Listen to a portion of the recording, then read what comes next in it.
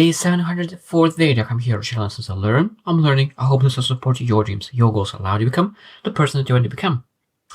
Today I also want to speak about how to say no. Now, of course, it's important to say yes. If you want to succeed, you need to say yes to a lot of opportunities. But at the same time, you're not able to say yes if you don't say no. Because every single yes brings no. And I know that a lot of times people have struggled to say no. Because people want to be givers, people want to add value to people, people want to be helpful, and they don't want to be rejected, including myself. I think that the majority of my life, I'm now 32, but the majority of my life, I was at least 30. I wanted to be liked rather to be respected. And I changed that. I want to be respected rather than liked, because that is much more important to achieve meaningful goals in life. So today we'll share 11 things that you need to do when you're really saying no. Because it's an art to say no. Because if you say no harshly, they most likely will not offer exactly the same opportunity to you because they say, oh, this is not a grateful person.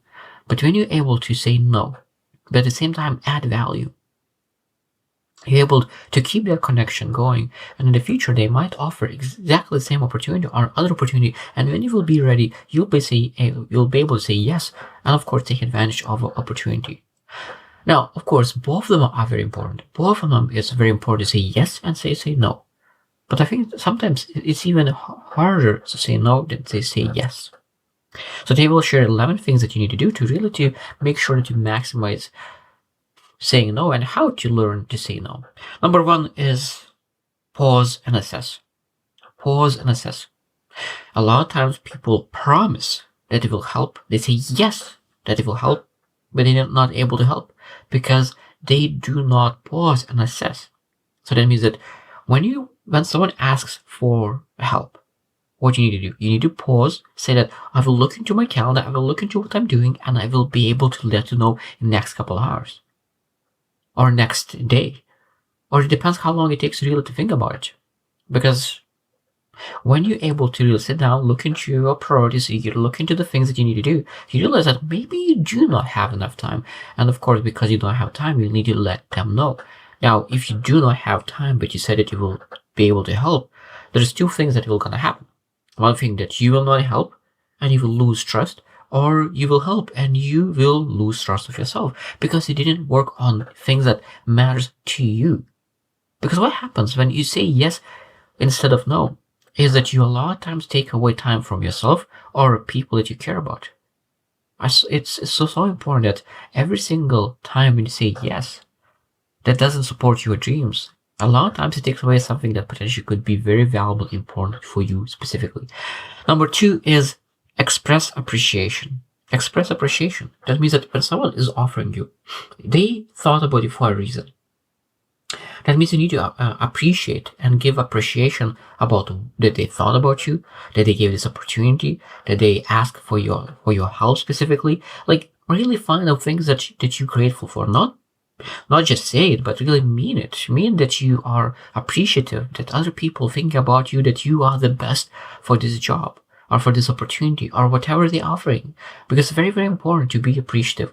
Because when people really see that you're genuinely appreciative of that offer, they will offer again. Or if they ask for help, they will ask again because you're appreciative of that gesture. Number 3 is be honest and direct. The more direct, the more honest you are, the easier it is to trust you. I am a big believer in trust. I truly believe that trust is one of the essential things in any relationships. And being honest and direct is very, very important. Sometimes people are polite and they go around it and you don't know exactly what they're saying, if they will show up, you're able to depend on them or not. So that's why it's so important to be very honest, exactly how much time you have, exactly how much you're able to help, and really if you're able to help or not. When you're able to say really what's going on, they will trust you even more. Even though that you might be not able to help. Number 4 is give a brief explanation. That is very, very optional. Because we do not want to go to huge explanation and go give the stories about why you're not able to help and all the complaints or stories. We don't need stories. We need a very short sentence why you're not able to help. You ask for help tomorrow to work for 2 hours for a specific event, but during the event, I will be with my family and we're traveling there. And that's it. Like very short sentences are brief explanations could help more than enough to understand why you're not able to help. Number 5 is offer alternatives if possible. So it might be that someone needs your help in preparing some kind of event or some ideas, or you want to speak in an event and you're not able to speak in an event, but maybe you're able to give something else, alternatives, maybe other person to recommendation, maybe you're able to give some information over the phone or a Zoom or a text or email. Like there's so many different ways, alternatives that you're able to support. Maybe you're not able to give 2 hours when someone asks for 2 hours. Maybe you're able to give 15, 30 minutes. So what alternatives you are able to offer? So sometimes you say no, but at the same time, I have some other options to support your request.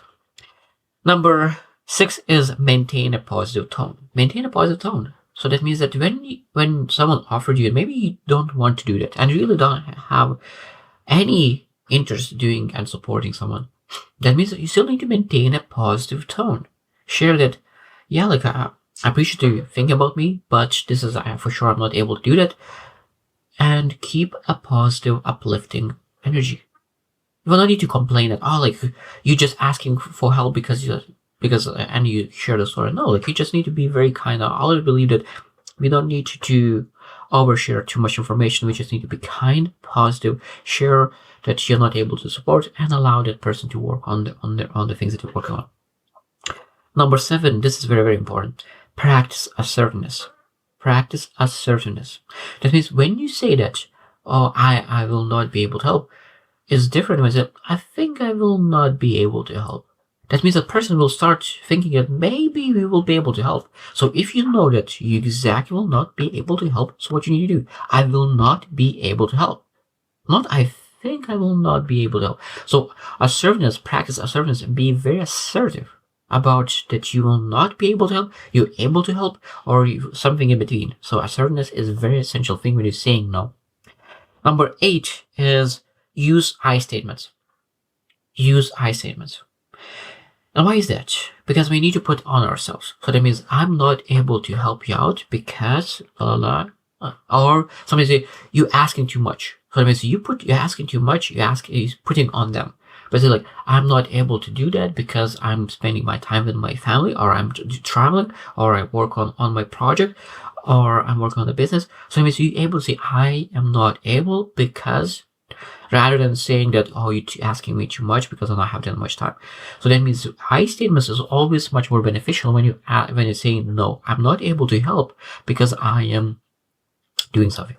So I statements is much, much better when you're dealing and saying no. Number 9 is practice in advance. So that means that when you're speaking with someone who is really asking something, and maybe you pause and assess the situation, and you know that you need to say no rather than yes. So when you have that conversation, you're able to practice in the mirror, practice with a friend, practice with somebody that you really teach yourself how to speak, how to connect, how to say no and not be triggered. Because I know that no is a one thing that is hard sometimes to say because it will disappoint someone else. It will disappoint somebody. But it's better to disappoint someone for a moment than rather to disappoint for hours or days or weeks or months. Because it's the worst thing is when somebody has said yes and they depend on you or on me or on somebody and they do not perform. That is one of the worst thing to do. Like promising and not keeping the promise. And of course, when you don't keep the promise, you lose your confidence because you didn't do what you will say to do. So, and of course, that is very, very bad for branding as well. Number 10 is learn to be okay with discomfort. Now, learn to be with discomfort. That means that when you have a conversation, someone really wants you to do something, really want to do something, but you do not want to do that.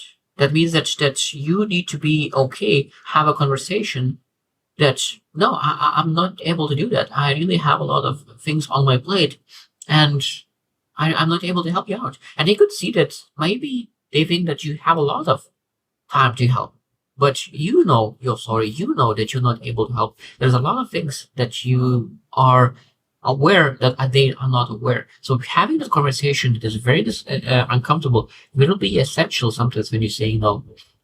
Number 11 is stick to your decision. Stick to the decision. So that means you make the decision, stick to it.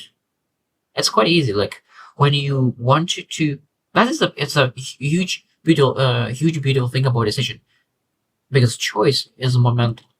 And like you made a choice and you can change your choice immediately. While making a decision, the decision is that you keep it for a long time. So when you make a decision that you're not able to help, you're saying no. Because some people when say no, they'll say, oh, it's not that will be, it's just that 1 hour, it's just not, it will not take too much time. So start to bargain. But when you make a decision and you practice assertiveness and you appreciate that they offered, but at the same time, you know what you're working on, because the bigger your why, the bigger your vision, the bigger your purpose, you understand that your time is super valuable, and you made a decision that you will not be able to support that person who's asking now, and you might be able to support in the future, will have more time, but not at the moment. And being able to really stick to your decision that now in next month I will work on this one project for my business and nothing else.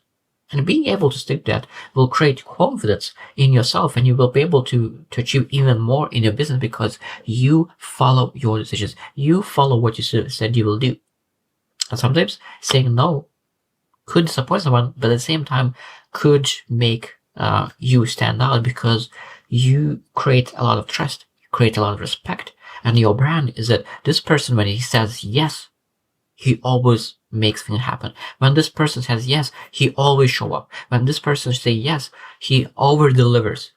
And when he says no, that means that he is really, really busy. Because of course, if you say no, but at the same time you're lazy and posting on Instagram or any other places, maybe someone will be disappointed of you because you said no because you're busy, but at the same time you're doing multiple things that is waste of your time. So it's very important that you manage your time very well, because the better you manage your time, the better you manage your calendar, the easier to say no, because you look at your calendar and say, yeah, my calendar is totally full. How I could fill something else? Probably not.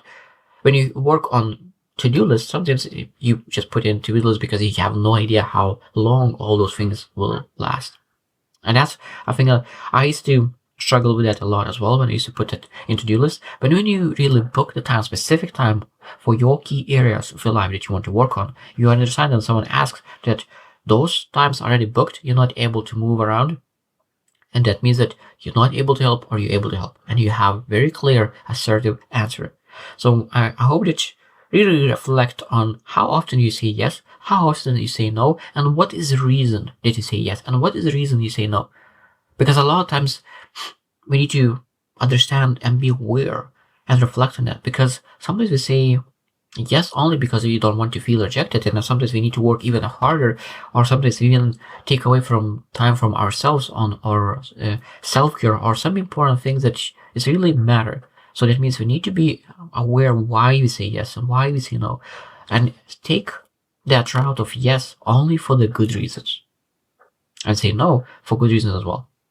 So I hope you do reflect on that and really start making right yeses and right no's. So I hope you choose to win, and see you tomorrow.